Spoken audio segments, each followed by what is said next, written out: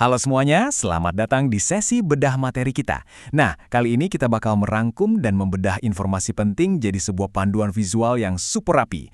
Lewat coretan ala papan tulis ini, kita akan sama-sama eksplorasi sesuatu yang sangat dekat dengan keseharian kita.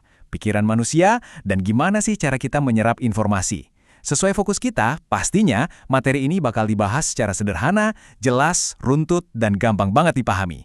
Udah siap? Yuk, langsung kita mulai petualangan seru ke dunia psikologi pendidikan. Nah, pernah nggak sih kalian benar-benar mikir, gimana ya sebenarnya manusia itu belajar? Kenapa di satu kelas yang sama, ada orang yang bisa langsung nangkep konsep dalam kedipan mata, sementara yang lain, butuh dijelasin berkali-kali baru ngeh. Apa ini murni cuma soal siapa yang lebih pintar? Jawabannya jelas enggak. Rahasianya itu ada di cara kerja otak dan pendekatan belajarnya. Dan semua ini tersimpan rapi di dalam apa yang kita sebut sebagai psikologi pendidikan. Jadi, hari ini kita bakal menyelami 4 teori belajar yang jadi fondasi pendidikan modern.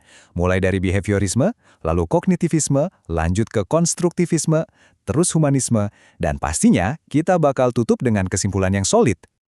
Oke, kita masuk ke bagian pertama, behaviorism. Di sini, kata kuncinya adalah stimulus dan respons. Secara mekanik, behaviorisme ini lumayan lugas.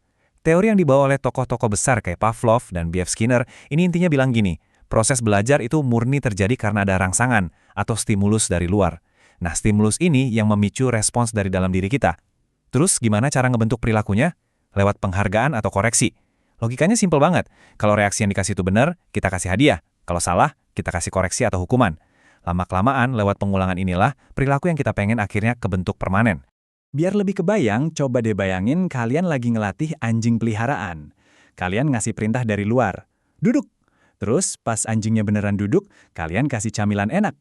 Kalau kalian ngelakuin ini terus-terusan, si anjing akhirnya paham nih, oh, kata duduk itu artinya dapat hadiah. Ya, kurang lebih begitulah inti murni dari behaviorism. Pembelajaran yang terjadi murni karena kekuatan pengulangan dan konsekuensi. Tapi tentu aja ada batasannya dong, kalau kita cuma ngelihat perilaku fisik dari luar. Nah, makanya kita bergeser ke teori kedua, yaitu kognitivisme. Di titik ini, para ahli memutuskan buat berhenti sekedar ngeliatin aksi luarnya aja, dan mulai ngintip ke dalam ruang kendali utamanya, yaitu pikiran manusia. Bagian kedua, kognitivisme. Menariknya, di sini kita mulai melihat otak layaknya sebuah komputer. Teori ini ngajarin kalau otak kita itu benar-benar bekerja kayak komputer loh. Langkah pertama, ada input informasi yang masuk lewat panca indera kita. Kedua, otak kita yang super canggih ini mulai memproses, memilah dan mengkategorikan semua informasi tadi. Dan yang ketiga, nah ini yang paling krusial, otak bakal menyimpannya ke dalam memori jangka panjang. Jadi menurut aliran ini, belajar yang benar itu bukan pas kalian sistem kebut semalam buat ngapal, terus besoknya ambiar lupa semua. Belajar sejati itu terjadi kalau informasinya bermakna dan sukses tersimpan secara permanen. Lanjut yang ketiga, konstruktivisme. Ini adalah fase di mana kita belajar ngebangun pengetahuan kita sendiri. Tokoh seperti Vygotsky dan Piaget punya satu keyakinan kuat. Setiap orang membangun pengetahuannya sendiri berdasarkan pengalaman. Wah, ini benar-benar pergeseran paradigma ya. Di sini kita udah nggak lagi ngelihat murid sebagai ember kosong yang pasif nunggu diisi air sama gurunya. Peran guru itu bergeser jadi semacam pendamping atau fasilitator aja. Kenapa? Karena ilmu itu nggak bisa sekedar dipindah dari otak guru ke otak murid. Murid itu sendiri yang harus aktif merangkai makna dari apa yang mereka pelajari. Bayangin aja, prosesnya kayak ngasih sekotak penuh balok Lego ke anak-anak. Nggak ada tuh buku panduan kaku yang maksa mereka harus bikin bentuk tertentu. Mereka bebas milih baloknya sendiri, terus mereka coba susun, mungkin menaranya bakal rubuh alias gagal, tapi terus mereka bakal nyoba lagi, pakai fondasi yang beda, sampai akhirnya mereka berhasil bikin sesuatu yang punya makna buat mereka sendiri. Nah, persis kayak gitulah proses belajar konstruktif. Sangat aktif, penuh kreativitas, nggak takut salah, dan pusatnya ya ada di pengalaman murid itu sendiri. Keempat, dan mungkin ini yang pendekatannya paling emosional, humanisme. Ini tentang gimana kita memanusiakan murid.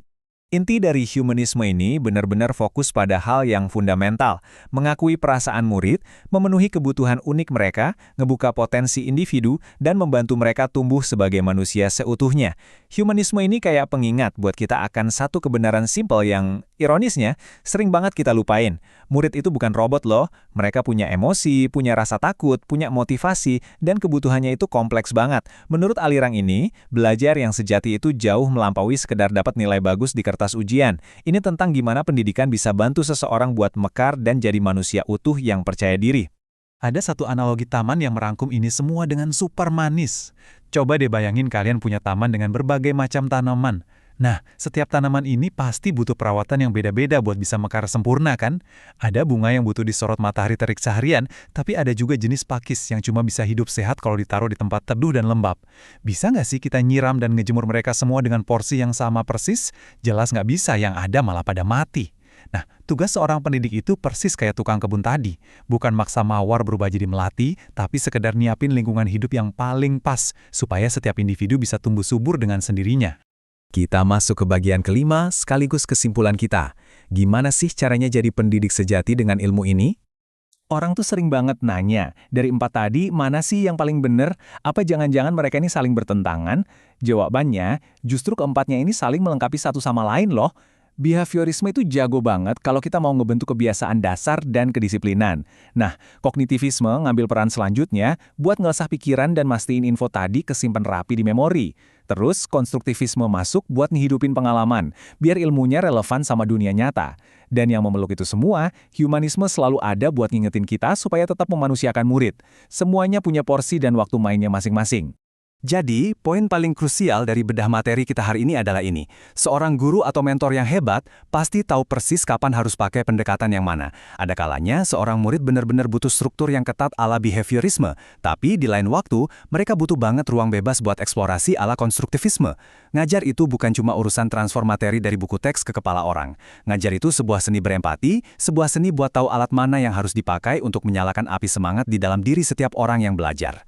Dan sebagai penutup, saya mau ninggalin satu pertanyaan reflektif yang lumayan dalam nih buat kalian pikirin.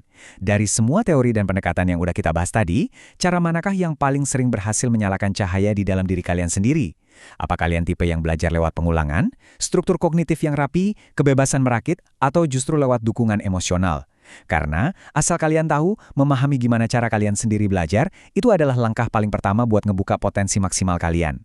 Oke, terima kasih udah nemenin sesi pembahasan kita kali ini. Semoga panduan kita ini bermanfaat, dan sampai jumpa di bedah materi seru selanjutnya.